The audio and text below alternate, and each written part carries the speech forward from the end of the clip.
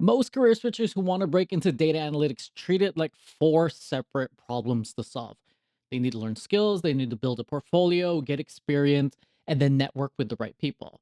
Four to do lists, same limited hours that you have after work, and most people burn out before finishing any of them. But here is something that works better, especially for people who are already employed, where you try to have overlap and have actions that overlap, and ideally, you want to take on a project that handles all four simultaneously. So I'm going to show you how to pick that project, why starting before you feel ready is the strategy and not the problem, and how the project itself creates visibility within your company without cold outreach while building real AI fluency along the way. My name is Jeff. I spent over 15 years inside healthcare analytics, currently a business analyst consultant at a top Fortune 500 healthcare company. I've sat on hiring panels, reviewed resumes, conducted technical interviews, and the people who break in the fastest are never the ones who waited on the side until they were ready. They're the ones that jumped in. I was coaching a member and giving advice inside our lab community, the AI Healthcare Analyst Lab, where I help people break into healthcare analytics. Link is in the description below for those of you who are interested. This person, he works in biopharma, manufacturing company, production floor, and it handles pharmaceutical batch records. Regulated documents that track every gram of raw materials, every quantity check, every finished product that ships. There are quality data improvement teams at his company, and from based on our conversations, his manager would support the move. And someone at his company already made a similar transition from the floor into a specialist roles. Three advantages that most career switchers do not have: knowing someone who broke in and gives a direct path on how they did it. And one of the things that I was helping him through is there's not four problems. You want to think about it as one so you can maximize your amount and effort that you're spending on trying to break in. Where you want to find one project where all four can happen at the same time. The project that you want to look at is not just any project, but you want to find the right project that sits at the intersection of three different things. So one is it lives inside your current workflow, basically what you do at work, what you have accountability for, what you need to get done. Something that you already touch every day that has a data problem that nobody is tracking, or analytics type thinking workflow processes that if you improve, you can attribute it to your portfolio, to your resume. Two, it also needs to touch something that a target team cares about. So this is a target team that you would want to transition to internally. So if you build a tool like a data analytics tool, say you're learning Python right now, say you're learning VBA in Excel, Access, you're using whatever tools that you have, and you want to be able to apply it inside your current workflow, but it's also something that's appealing for the internal teams that you're trying to apply to. So building this tool not only helps your own floor, it also creates a bridge. It's going to be something that also catches problems before they reach the quality team. And now the team, because you were able to help them and you had visibility, the team now is visible to you, and you get to show that because you did this implementation, this project, it saves their time. It needs to produce a measurable result before and after. So you need to be tracking what happened and the numbers and the metrics before and then after you started to implement and improve and all the different steps and your process and your thinking. Saying things like I track data entry error rates on our batch records, processes for 3 weeks. Then I've built a validation template that reduced flagged errors by X%. Then I improved it by using AI to help me with the VBA, the automation with Python, whatever types of automation that you can build into it. And then I was able to improve that by an additional X%. So things like that are things going to be that stand out for you and for your project, especially when you're trying to get hired internally, which is one of the fastest ways to break in. So that's going to be a resume line. That's going to be a portfolio piece. That's also an interview story that starts with, at my current company, I did X.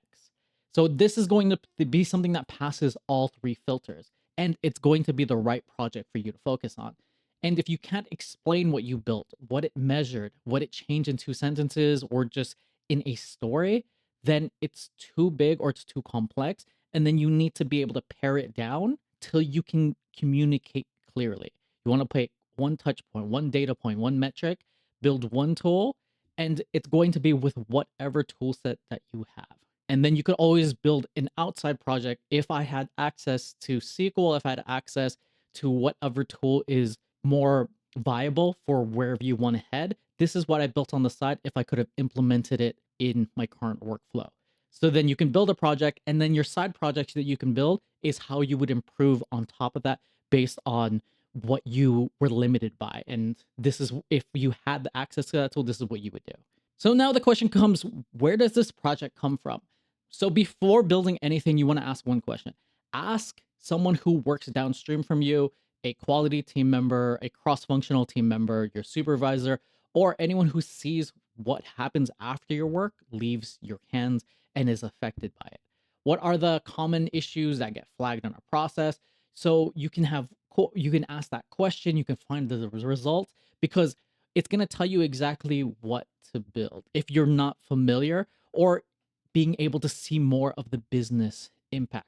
It's also going to introduce you to someone on the target team as a person who cares about the data quality without ever saying that I wanted to switch roles. I'm improving this process to better help our cross-functional teams. Can you tell me more about how you're using our data, and what would it take to improve your experience and make this easier for you? Through those conversations, because you're touching that data and it's a deliverable that you handle, from you just improving that, you're going to improve their quality of life, and then you'll have reasonable business impact based on your calls. You can think of these as discovery calls, where you're trying to figure out where you can best prioritize your work and your time. Now, here is where most people stall. They hear build a project and then they think, I don't know how to do that yet. I haven't finished learning Excel. I'm not ready. So what I'm going to do is I'm going to push back on that a little bit. I've learned more from being outside my comfort zone and not knowing how to do something and being way over my head and taking on projects that I was not technically ready for than I ever did from learning from a course. You learn through the process of figuring it out, being uncomfortable, having all the holes in your mental stack and your mental model, and then start filling in the gaps for you to deliver on this project that is important for you to finish. And here is the uncomfortable truth about tutorials, is they don't have stakes, but your job does.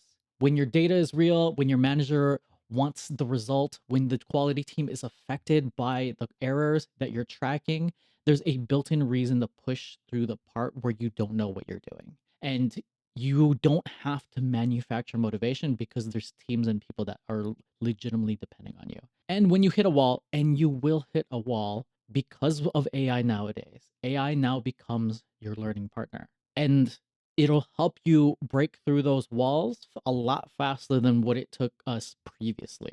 What it took me previously was going to Barnes and Noble, not having as much money, and then just looking through all the free books, or free books. I would just look at all the paid books and like the top books, take them out, read them, and then just put them back. Stay at Barnes and Noble the whole time. And then when I had enough money, I would buy a book that was legitimately being like able to help me. But even just looking through the book was over my head. So then I'd have to do additional research and try to figure everything out. And then on top of this, you have AI. You have AI to help you. You have more resources. So now you can rely on AI to get you past where you're learning, so you can figure out the right way and the wrong way to learn and how to implement. Now, the wrong way of using AI is going to tell it just to do the work for you. Build me this spreadsheet, copy and paste what it gives you. Give me this code, give me the automation. Then you're going to have this finished tool that you can't explain. You don't have the foundations, you don't have the fundamentals. And for the first time, when the first time that someone in an interview asks you to walk through it, you're going to freeze. So that's what I call AI dependency. Hiring managers are already testing for it. So what's more important right now is you need to be able to have the foundational knowledge to be able to do it without AI, and then AI just makes you better. So here's what I would do instead. If you're stuck on something, a formula, a pivot table structure, SQL statements, more complex code, Python, VBA, or whatever you're using, a validation rule, you're going to have AI walk and explain the concept for you. But you're going to build it yourself. You're going to have your hands on your keyboard, you're going to walk through building it, and then you're going to implement it, you're going to test, and then everything that you're confused about. This is how I'm learning with AI currently. So things that I don't understand, threat models, deploying AI agents on a VPS, doing a lot of network security that I never learned before. I would ask, I would do a lot of upfront research, and then I would have all of these holes in my like my mental understanding. Like I don't understand how this concept relates to this thing, and then it just a lot of different concepts that tie together, and that's why it feels overwhelming. What you want to do is you want to break everything down that you do not understand and then ask AI. Ask AI to teach you, ask AI to give you additional resources, and then you want to start building your understanding and filling in the gaps that you do not understand. So, what else I do on top of this is the way that you learn faster according to learning science is if you already have the neural pathways, basically you have repetition inside your brain of things that you've already learned that are complex. For me, it would be Excel, Access, VBA encoding. So that's how I was able to learn Python a lot faster because then I would just have AI.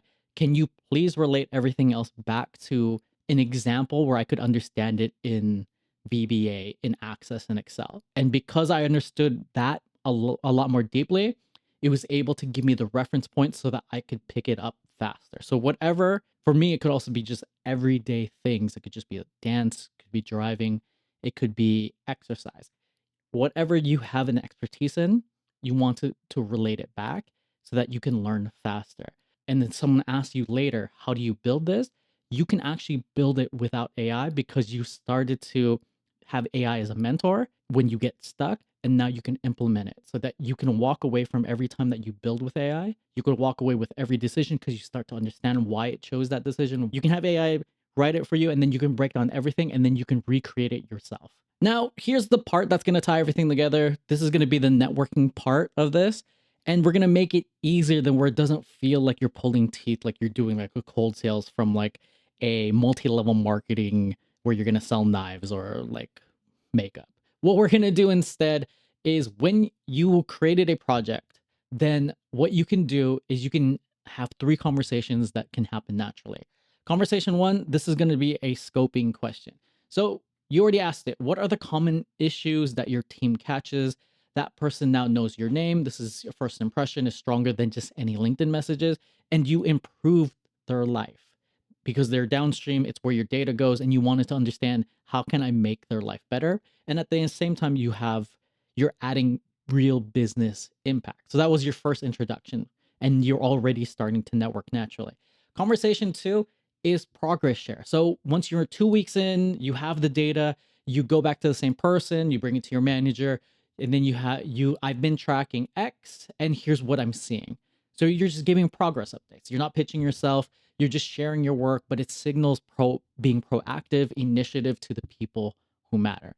And then conversation three is the result. Once the project is done, you have the before, the progress, and then the after in hand. Now with your manager, that's going to be a case for expanded responsibilities. With your coworker who already made the similar transition, you could buy them lunch and then see what they did to discuss you have this project, could this get me into your team, could this be a benefit, and then you could also show your results to your downstream teams and cross-functional coworkers or even your coworkers in your department of what you did to improve their lives and then make a bigger impact.